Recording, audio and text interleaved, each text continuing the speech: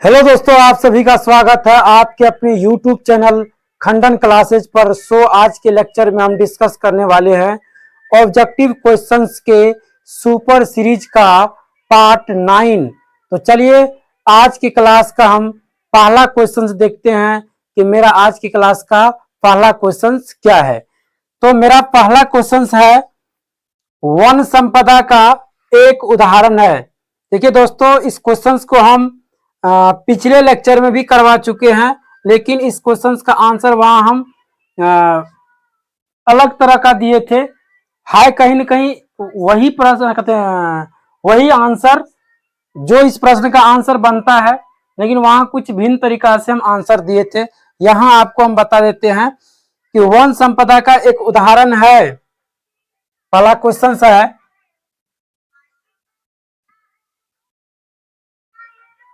One संपदा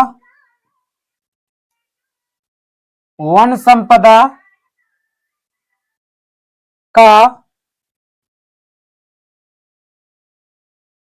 एक उदाहरण है।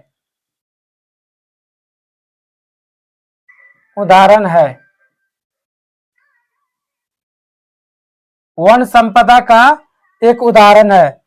तो इस प्रश्न का राइट आंसर यहां हम परफेक्ट रूप से क्या देने वाले हैं या परफेक्ट ढंग से क्या देने वाले हैं। तो वन संपदा का एक जो परफेक्ट एग्जाम्पल होगा या उदाहरण होगा वो क्या होगा, लकड़ी। और इससे पहले लेक्चर में हम जो इस प्रश्न का आंसर दिए थे वो दिए थे जंगल या पर्यावरण। तो कहीं ना कहीं लकड़ी किससे संबंधित है, जंगल से ही। वहां जनरली रूप में हम आंसर किए थे, यहाँ हम सिंगल फॉर्म में इसका एक बेस्ट एग्जाम्पल क्या होगा, लकड़ी होगा। तो इस यहाँ हम एक बेस्ट फॉर्म में जो है ना ऐसे प्रश्न का आंसर दे रहे हैं। तो वन संपदा का एक उदाहरण है क्या, लकड़ी। तो चलिए अब हम नेक्स्ट अगले प्रश्न की ओर बढ़ते हैं। अगला प्रश्न है, चीनी का रासायनिक सूत्र होता है। चीनी का चीनी का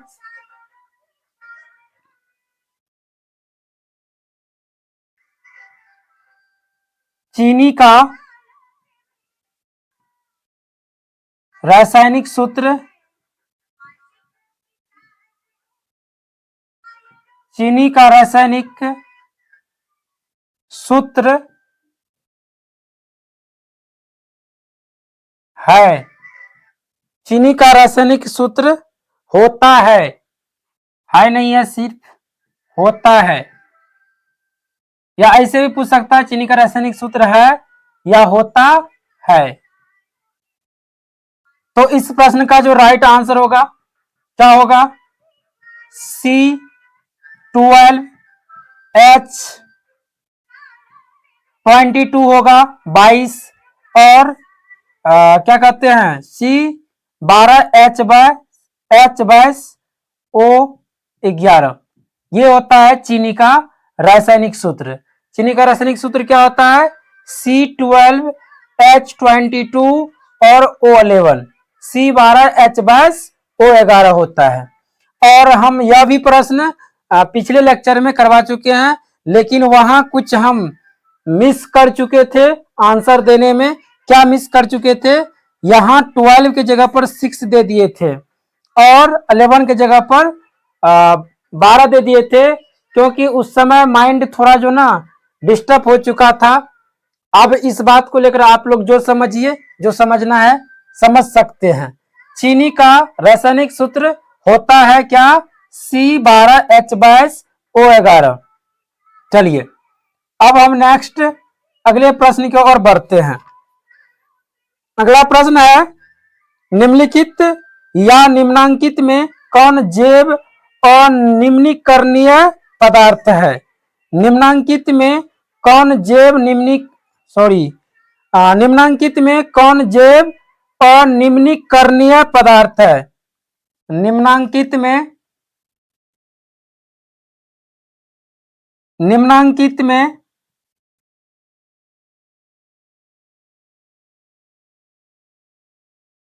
निम्नांकित में कौन जैव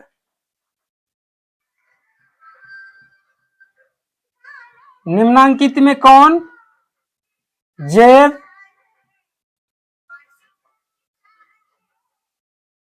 अनिम्नीकरणीय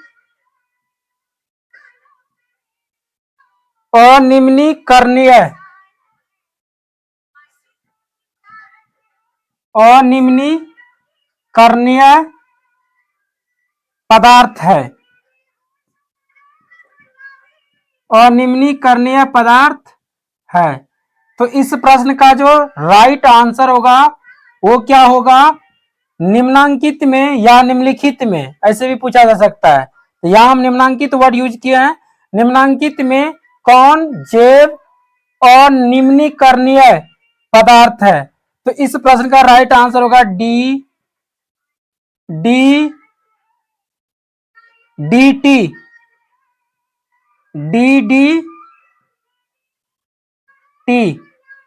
इस प्रश्न का जो राइट आंसर होगा वो क्या होगा, टी। निम्नांकित में कौन जैव और निम्नीकरणीय पदार्थ है। तो इस प्रश्न का राइट आंसर क्या बनेगा, टी। चलिए अब हम नेक्स्ट अगले प्रश्न की ओर बढ़ते हैं। अगला प्रश्न है, प्रकाश के परावर्तन के कितने नियम है। इट्स वेरी सिंपल, बिल्कुल आसान प्रश्न है। तो अगला प्रश्न क्या है मेरा, अगला प्रश्न है, प्रकाश के परावर्तन के कितने नियम है। प्रकाश के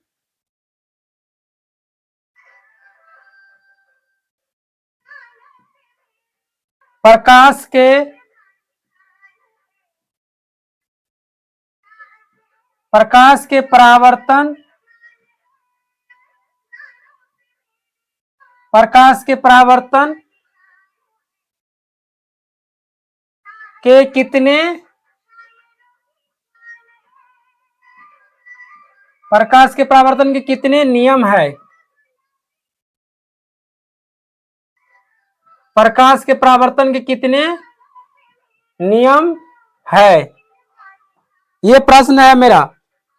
प्रकाश के परावर्तन के कितने नियम है। तो इस प्रश्न का आंसर तो मैक्सिमम स्टूडेंट जानते होंगे। तो क्या होगा इस प्रश्न का राइट आंसर, 2। प्रकाश के परावर्तन के कितने नियम होते हैं, 2 नियम होते हैं। कौन कौन होते हैं, यानी आप लोग जो है ना कमेंट करके बताइए कि प्रकाश के परावर्तन के 2 नियम में से कौन कौन नियम होते हैं। पहला नियम क्या होता है, दूसरा नियम क्या होता है, हमें कमेंट करके बताइएगा। ये चीज आप लोग के लिए होमवर्क में रहा। चलिए अब हम नेक्स्ट अगले प्रश्न की ओर बढ़ते हैं। अगला प्रश्न है, 1 किलोवाट घंटा तुल्य है। 1 किलो वाट घंटा तुल्य या बराबर है, तुल्य भी दे सकता है या बराबर देकर वाट भी दे सकता है। तो 1 किलोवाट घंटा तुल्य है कितना के बराबर। तो इस प्रश्न का राइट आंसर जो होगा, तो 1 वॉट यूनिट, 1 वॉट यूनिट का मान कितना होता है, 3.5 गुना 10 के पावर 6 जूल के बराबर, 6 जूल के बराबर होता है। 1 वॉट यूनिट का मान कितना होता है, 3.5 गुना 10 टू द पावर 6 जूल। तो इस प्रश्न का राइट आंसर क्या होगा, 3.5 गुना 10 के पावर 6 जूल, जिसको हम क्या कहते हैं, 1 वॉट यूनिट बोलते हैं। चलिए अब हम नेक्स्ट अगले प्रश्न की ओर बढ़ते हैं। और 1 यूनिट के लिए जाना जाता है 1 किलो वाट घंटा। 1 यूनिट का जो मान होता है वो क्या होता है, 1 किलो वाट घंटा। और किलो वाट घंटा जो होता है ऊर्जा का व्यावसायिक मात्रक होता है, कॉमर्शियल मात्रक या कॉमर्शियल यूनिट होता है। कई बार यह भी प्रश्न पूछ चुका है कि ऊर्जा का कॉमर्शियल यूनिट क्या होता है या व्यावसायिक मात्रक क्या होता है। तो ऐसे प्रश्न का आंसर क्या दोगे आप लोग, व्यावसायिक मात्रक पूछे या कॉमर्शियल यूनिट पूछे तो किलोवाट घंटा। चलिए अब हम नेक्स्ट अगले प्रश्न की ओर बढ़ते हैं। अगला प्रश्न है, समतल दर्पण द्वारा बना प्रतिबिंब होता है। समतल समतल दर्पण द्वारा समतल दर्पण द्वारा समतल दर्पण द्वारा बना प्रतिबिंब होता है। प्रतिबिंब होता है, बना प्रतिबिंब होता है। तो बताइए, यह भी प्रश्न बिल्कुल आसान है, इज वेरी सिंपल क्वेश्चंस। तो इस प्रश्न का जो राइट आंसर होगा वो क्या होगा? समतल दर्पण द्वारा, याद रख लीजिएगा, हमेशा काल्पनिक एवं सीधा प्रतिबिंब बनता है। कभी भी उल्टा प्रतिबिंब समतल दर्पण द्वारा नहीं बनता है। और साथ में ये भी रख लीजिएगा कि समतल दर्पण का जो रेडियस होता है, त्रिज्या, वो बिल्कुल अनंत होते हैं। आ गए ना बात समझ में? बिल्कुल। समतल दर्पण द्वारा बना प्रतिबिंब होता है क्या? हमेशा काल्पनिक एवं सीधा। तो आंसर क्या होगा? काल्पनिक। काल्पनिक। अब आप लोग कमेंट करके बताइएगा कि काल्पनिक का मतलब क्या होता है। काल्पनिक,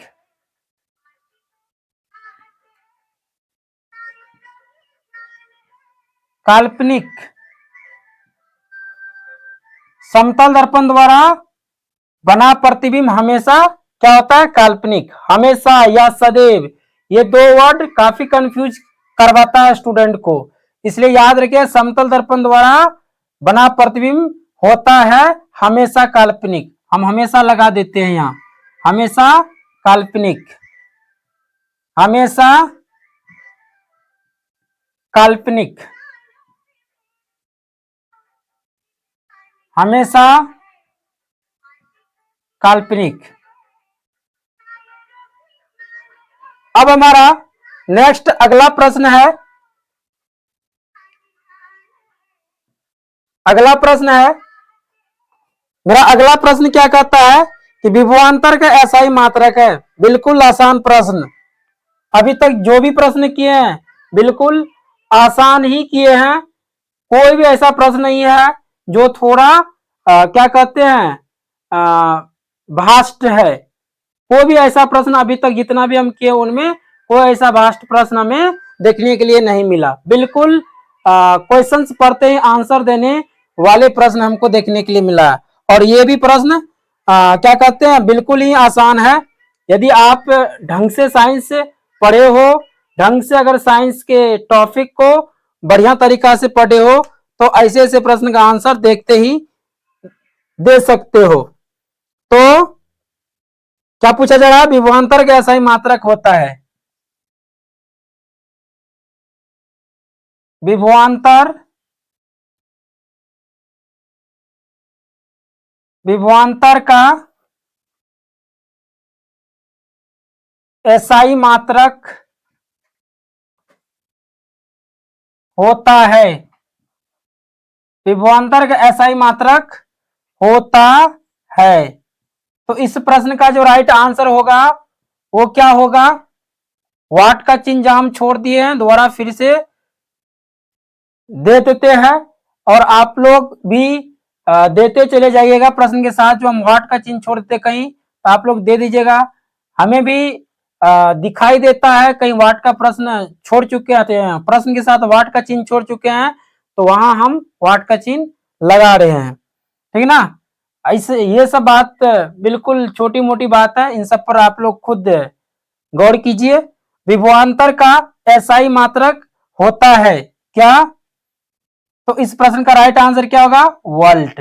विभव और विभवांतर का जो एसआई मात्रक होता है क्या होता है? सेम होता है। विभव और विभवांतर इन दोनों का एसआई मात्रक क्या होता है? समान होता है। तो यहाँ विभवांतर का पूछा गया है, विभवांतर का एसआई मात्रक होता है क्या? वोल्ट।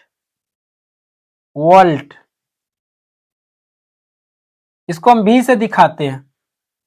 चलिए, उम्मीद करते हैं अभी तक हम जितना भी प्रश्न करवाए हैं उन सारे प्रश्न को आप लोग नोट कर लिए होंगे। अगर नोट नहीं किए हैं तो फटाफट नोट कीजिए। आपको हम 2 से 3 मिनट का टाइम देते हैं।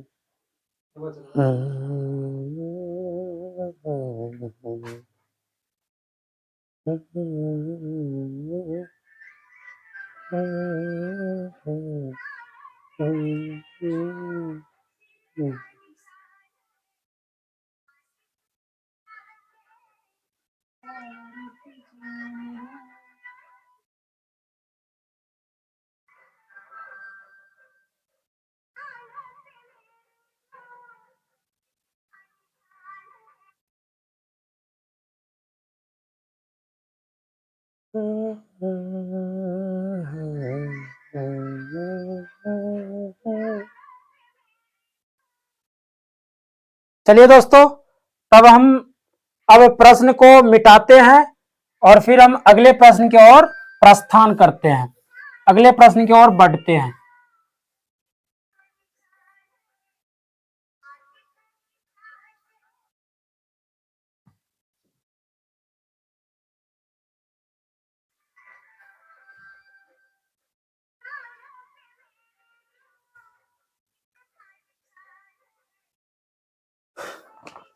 मेरा जो अगला प्रश्न है, प्रश्न नंबर 8 चलेगा। क्वेश्चन संख्या 8 होगी। तो मेरा 8वां क्वेश्चन क्या कहता है कि सोडियम कार्बोनेट का अणुसूत्र है। यह भी बिल्कुल आसान प्रश्न है, बिल्कुल ही आसान प्रश्न। सोडियम कार्बोनेट का अणुसूत्र है sodium sodium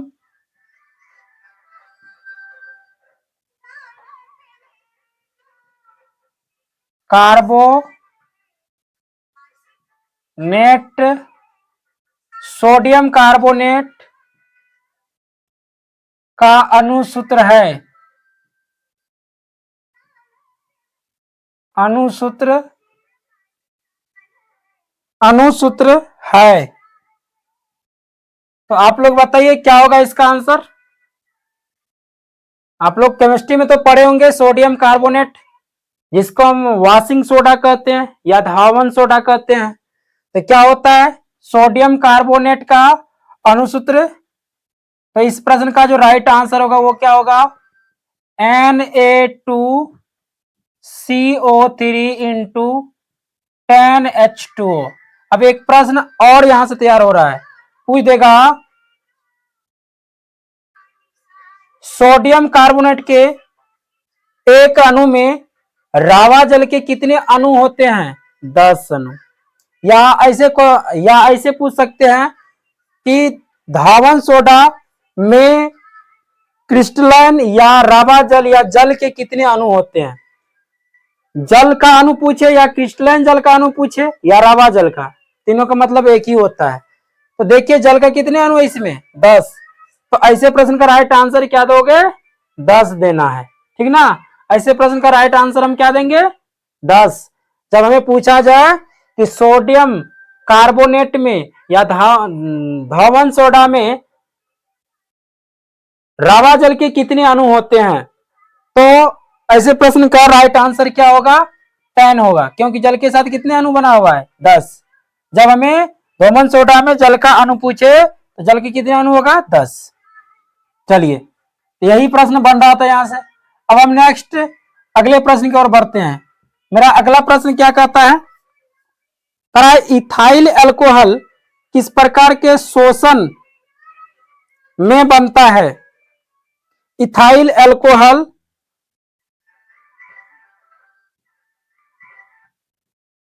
ethyl alcohol,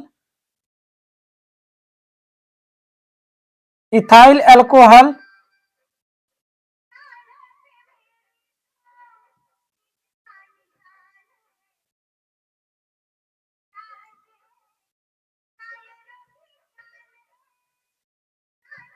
ethyl alcohol, ethyl alcohol किस प्रकार के शोषण में बनता है? इथाइल अल्कोहल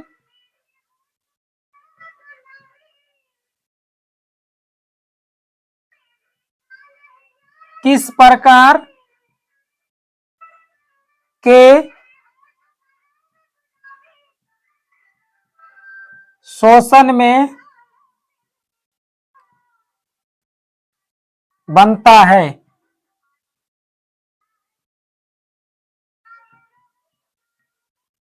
इथाइल अल्कोहल किस प्रकार के शोषण में बनता है?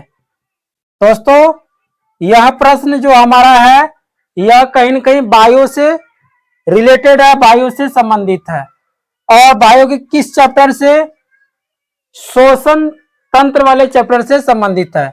इथाइल अल्कोहल किस प्रकार के शोषण में बनता है?